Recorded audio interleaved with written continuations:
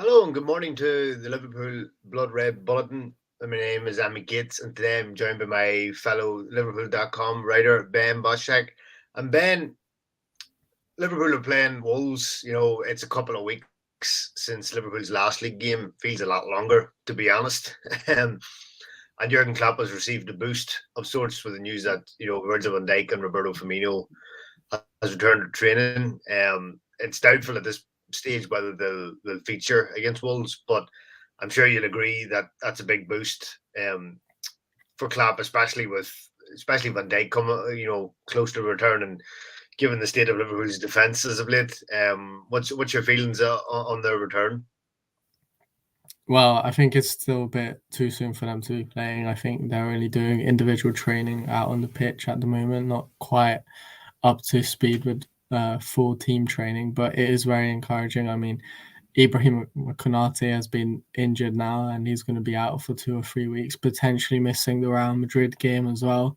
So if Van Dijk could be fit by that point, I think that would be really important for Liverpool and Firmino as well. I think his impact this season has kind of gone under the radar, but he's been pretty productive. And, Klopp has been speaking about needing to defend from the front. And obviously, Firmino is the player who can do that the best for Liverpool. So I think the fact that he's available as well is going to be a big boost, even in terms of defensively. I mean, you wouldn't normally think of an attacker in that way, but with Firmino, that's certainly the case. Yeah, and it's an interesting one too because I think if obviously with Cody Gakpo coming in and Klopp's really had no alternative but to put him straight into the team because Firmino's been out, Luis Diaz has been out, Diego Jota's been out. So I think if Firmino is fit again and he comes back in, obviously Wolves is probably too soon, but post Wolves we could see maybe Klopp pivot again to the 4-3-1-2 that he played, utilised at the back end of last year just to get the most out of Firmino. And I think that would, if you had Firmino, Nunez, and Salah, I think that would work better. And it would also give Gakpo a bit more time to kind of, settle into life in England and rather than shoehorn straight into the first team just because Klopp really had no alternative. Yeah, well, in that system, you'd say Gakpo could potentially play on the left as well, which is a position that he's more comfortable in. I think he's probably best in the number 10 role. But obviously, he's been having to play the false number 9 position again, which isn't probably his greatest strength and might be in the future if that's how Klopp wants him to play. But it has been a pretty dysfunctional attack if you look at it, neither of the front three at the moment, Gakpo, Salah, and Nunez, have played together a lot. So it's about getting used to each other. Then Nunez has been having to play on the left, Gakpo in the middle. And if you probably switch those around, they might be more comfortable in those positions. So it has been a sort of interesting dynamics at Liverpool in attack, and potentially the return of Firmino. And I think Diego Jota isn't far away either. Hopefully that can sort of turn the tide for Liverpool and for the rest of the season. Yeah, exactly. And obviously, Wolves is coming up this weekend, after Liverpool playing them twice since the start of the year in the FA Cup, and Liverpool just narrowly squeezed through in the replay. How do you see this game going? Do you think it'll be a similar type of game to the FA Cup games, or do you think it'll be a different game, different environment entirely, or do you see it going the way of the FA Cup replays? Yeah, I don't think it's going to be easy for Liverpool. I mean, at the moment, unfortunately, no game is easy for Liverpool in general. So I think it's going to be, away from home as well at the Molineux. So that's another challenge as well. And I think it's going to be a tough one. Sort of Liverpool, I think eventually will grind out a result, even if it's a draw or a win. But I don't see Liverpool losing this game necessarily, but I do think it's going to be a tough one, and especially without Konate, without Van Dijk. So it's probably going to be Matip and Gomez starting, which I'm not 100% confident about in terms of the back four. And yeah, it's going to be interesting. Yeah, yeah, exactly. I mean, if Klopp has no choice but to use Matip and Gomez, it doesn't exactly instill you with a lot of confidence, given just the general state of Liverpool's defence this season. But I mean, it could be another chance for Jurgen Klopp to take a look at Matthias Nunes, who obviously has been linked to Liverpool a lot over the last 4 or 5 months. Have you seen a lot of Nunes at Wolves? Yeah, he's an interesting one. I don't necessarily. I think he's got the energy and the sort of pressing. I think that would suit Liverpool's style.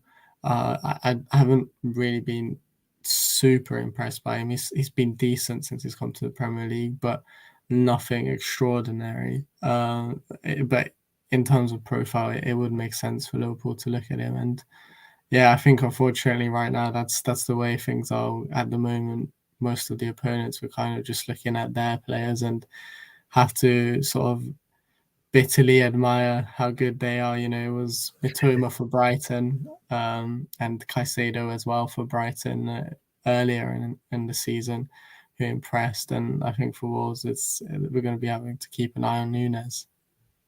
Yeah, I think that's the thing. It's a lot of players are impressing against Liverpool these days, so it tricks people into thinking that they're better than they are, because it just seems everybody has a good game against Liverpool this season. Um, but Derek Saraf writes in, do you think Liverpool will use Arthur Melo? Apparently, he's been very impressive in training.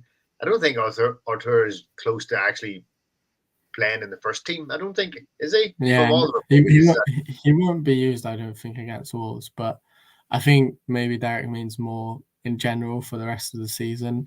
And I think, Klopp has been speaking highly of him.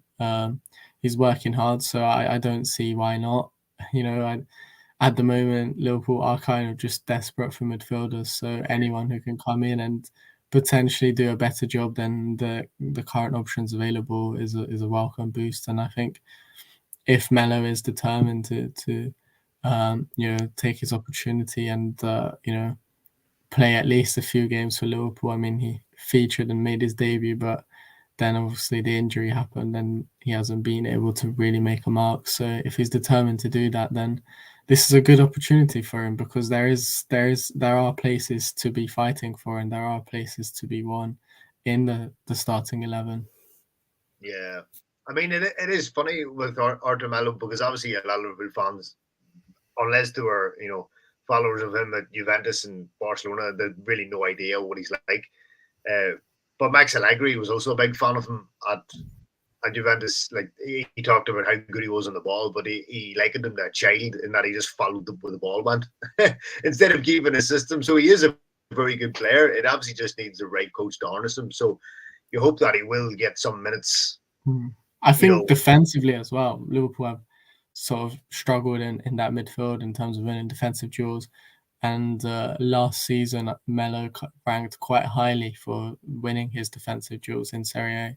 So I think that's something as well that people don't tend to highlight about Melo. People talk about his ability in possession, how he's quite press resistant, but defensively he's also pretty reliable. And I think that's something that Liverpool obviously needs. So there's definitely a space for him in the team if he's fully fit and if he's in top form.